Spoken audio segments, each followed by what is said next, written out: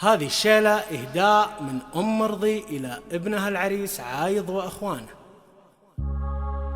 في حفل عايض طيب الذكر والفال، أهلا هلا بحضوركم يا العزيزين،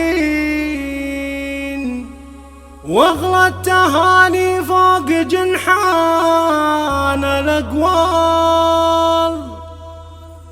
تنساق للي في زواجه فخورين.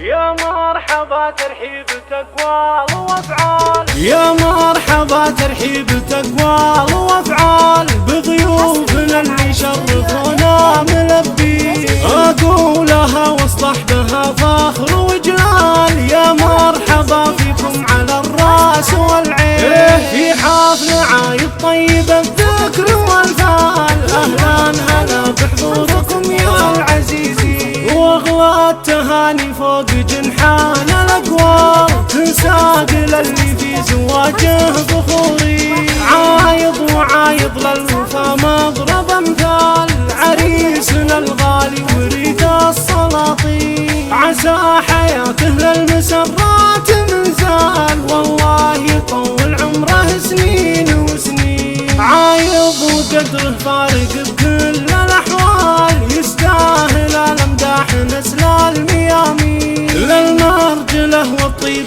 فارس وخيال، وافعال عايض في المواقف براهين، واخوان عايض مفخرة كل الاقوال، وقفاتهم تبرز بكل الميادين، بالطيب ابو عبد الله له صيت وافعال، وافعال ابو سامي على الشده تبين، وابو علي للطيب والجود مدهال، وابو يزيد الوافي شهم وحمر عين، فزعات ابو فارس كبيرات وجزال، ماجد فعوله للشهامه عناوين، وحمود ذخر الموقف اللي برجال، محازم الوقفات والعسر واللين، وصلاة ربي عن نبي خاتم الامثال، اعداد ما طافوا بمكة ملبين.